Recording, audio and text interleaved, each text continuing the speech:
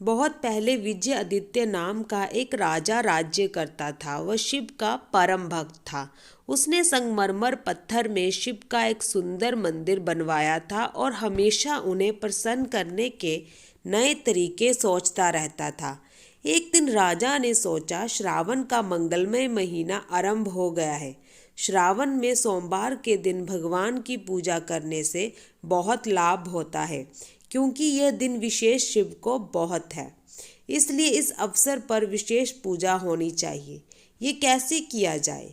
बहुत सोचने के बाद उसके मन में एक विचार आया। क्यों नहीं इस महीने में हर एक सोमवार को 1008 पात्रों के दूध से उनका अभिषेक किया जाए। इस पूजा के लिए सभी लोग दूध दान करेंगे, जिससे उन्हें भी पुण्य मिलेगा। पूजा के लिए दूध विशेष रूप से बनाए गए एक कुंड में एकत्र किया जाएगा। कुछ दिनों के बाद राजा के उद्घोषक ने शहर के चौक पर ढोल बजाकर ये घोषणा की, नगरवासियों, कल श्रावण का पहला सोमवार है और हमारे राजा 1008 पात्रों के दूध से शिव की पूजा करेंगे।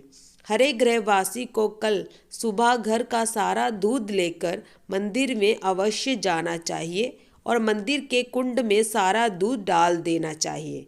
याद रखो, तुम सबको सारा दूध डालना चाहिए, जिससे कुंड मुख तक पूरा भर जाए।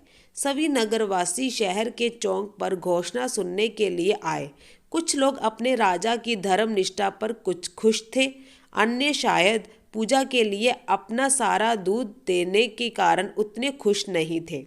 लेकिन किसी ने कुछ नहीं कहा और सभी लौट गए। दूसरे दिन सवेरे से लोग दूध के पात्रों के साथ मंदिर में जाने लगे। शीघ्र ही मंदिर के सामने एक लंबी कतार बन गई, क्योंकि कुंड में अपने हिस्से का दूध ढलने के लिए अधिक से अधिक लोग आने लगे। वे सब अपने घर का सारा दूध ले आए थे। बछड़ों के लिए एक बूंद भी नहीं छोड़ा था। शिशु, बच्चे, बूढ़े तथा बीमार, उस दिन किसी को भी अपने हिस्से का दूध नहीं मिला, क्योंकि सारा दूध मंदिर के कुंड में डाल दिया गया था। जैसे जैसे समय बीतता गया, कुंड में दूध का स्तर धीरे धीरे ऊपर उठने लगा। फिर भी दोपहर तक कुंड आधा ही भरा। हर एक क्षण इतने पात्रों के दूध कुंड में डालने पर भी कुंड खाली था। ये सचमुच आश्चर्य की बात थी। कर्मश पुजारी तथा मंदिर में एकत्र सभी लोग चिंतित हो गए। ये क्या हो रहा है? भीड़ में सब घबराहट के साथ कानाफूसी करने लगे। एक व्यक्ति बुदबुदाने लगा, क्या बात है, कुंड क्यों नहीं भर रहा है? हालांकि हर नगरवासी अपना दूध इसमें डाल चुका है। क्या शिव भगवान नाराज हैं?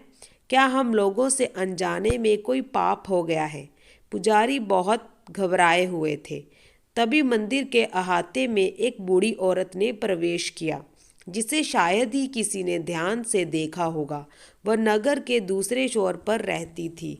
उसने सवेरे उठकर अपनी सभी गायों का दूध निकाल लिया था, लेकिन बछड़ों के लिए कुछ छोड़ दिया था। फिर उन्होंने परिवार के सदस्यों को दूध पिलाया और घर का कामकाज पूरा किया। इसके बाद केवल एक छोटे कटोरे भर दूध बचा।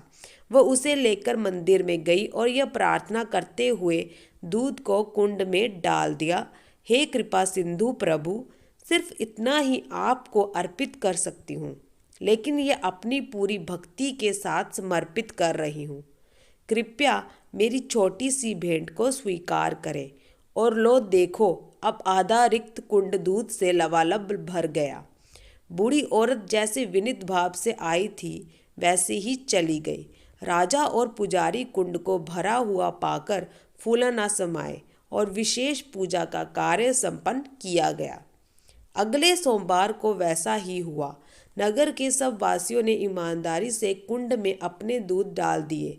फिर भी वह आधा खाली ही रहा और तभी लबालब भरा जब बूढ़ी औरत ने अपने छोटे से कटोरे का दूध उसमें डाला। इस चमत्कार को देखकर सभी चकित थे। राजा ने इस रहस्य की तह तक जाने का निश्चय किया।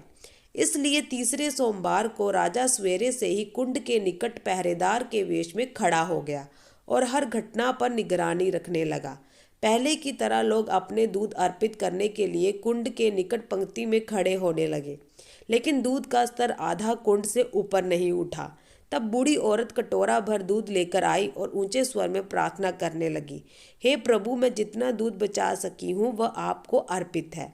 मुझे विश्वास है कि आप अपनी असीम कृपा से इसे स्वीकार करेंगे। कृपा करके आशीर्वाद दें जिससे मुझे अपनी धारणा पर दृढ़ बने रहने में शक्ति प्राप्त हो। तब उसने कुंड में अपना दूध डाल दिया। जैसे ही वह वापस जाने के लिए मुड़ी कि राजा, जो वेश बदलकर निगरानी कर रहा था, यह देखकर चकित रह गया कि कुंड दूध से लबालब भर गया। उसने दौड़कर बूढ़ी औरत को रुकने के लिए कहा। डर से कांपती हुई वह बोली, मुझे क्यों रोकते हो? मैंने क्या किया है? राजा ने कहा, डरो मत माँ, मैं राजा हूँ और तुमसे कुछ जानना चाहता हूँ। कितने ही लोगों ने अपना दूध कब से कुंड में डाल रहे हैं, फिर भी आधा कुंड से ज़्यादा नहीं भरा, लेकिन तुमने जैसे ही इसमें छोटे कटोरे भर का दूध डाला, कुंड अचानक लबालब भर गया। क्या बात हो सकती है? ऐसा क्यों हुआ? बूढ़ी औरत ने उत्तर दिया, महाराज, मैं एक माँ हूँ और माँ कभी अपने बच्चों को भूखा देखना नहीं सकती, इसलिए मैंने आपकी आज्ञा का पालन नहीं किया। गांव से दूध निकालते समय मैंने कुछ दूध बछड़ों के लिए छोड़ दिया और फिर सब बच्चों को पिलाया। इसके बाद जो दूध बचा वही पूजा के लिए लाई हूँ। भगवान भी माता के समान है, वे नहीं चाहते कि बच्चों को भूखा मरे। स्पष्ट बोलने के लिए क्षमा चाहती हूँ हे राजा, आपने किंतु वही कर दिया। आपने लोगों को पूजा के लिए घर का सारा दूध लाने के लिए आदेश दिया और बछड़ों, बच्चों, बूढ़ों तथा बीमारों के लिए कुछ भी बचाने के लिए नहीं कहा। प्रजा दुखी थी, लेकिन आपकी आज्ञा का उल्लंघन नहीं कर सकी। उन्होंने अर्पण तो किया, किंतु स्वेच्छा से नहीं। भगवान को यह पसंद नहीं आया और आपके अर्पण को अस्वीकार करके उन्होंने अपना असंतोष प्रकट किया। राजा ये सुनकर विचारों में खो गया। वह ठीक कहती है, उसने मन में कहा। राजा को भी अपनी प्रजा के लिए माता के समान होना चाहिए, जो उसके स्वास्थ्य और सुख का ध्यान दे। लेकिन मैं अपनी पूजा के लिए उन्हें दूध देने पर मजबूर करके महापाप कर रहा था। फिर भगवान हम पर कैसे प्रसन्न रहते? शर्म से उसका सिर झुक गया। वह बूढ़ी औरत से बोला, मैं तुम्हारा शुक्रगुजार हूँ माँ, तुमने हमारी आंखें खोलकर सच्ची भक्ति का मार्ग दिखाया है। तुरंत उसने घोषणा करवाई कि आने वाले सोमवार के दिन लोगों को उतना ही दूध लाना है जो बछड़ों, बच्चों, बूढ़ों तथा बीमारों को पिलाने के बाद बच जाए। अगले सोमवार को भी, जो श्रावण का अंतिम सोमवार था, मंदिर पर सवेरे से ही लंबी कतार थी। लोग उतना ही दूध लाए थे जो बचा सके थे। राजा ने भी उतना ही दूध डाला जो महल के बछड़ों, बच्चों तथा अन्य लोगों से बच पाया था। परिणाम आश्चर्यजनक था। कुंड सुबह में ही भर गया था। राजा अब प्रसन्न था और बूढ़ी औरत का इंतजार कर रहा था। जब उसने अपने हिस्से का दूध डाल दिया, तब राजा उसे मंदिर में ले गया और दोनों ने एक साथ पूजा की। धन्यवाद माता, भगवान सचमुच आखिर प्रसन्न हो गए, राजा ने कहा। अगर आपको हमारी ये वीडियो अच्छी लगी हो तो हमारे चैनल को लाइक, सब्सक्राइब, शेयर, कमेंट जरूर कीजिएगा। धन्यवाद।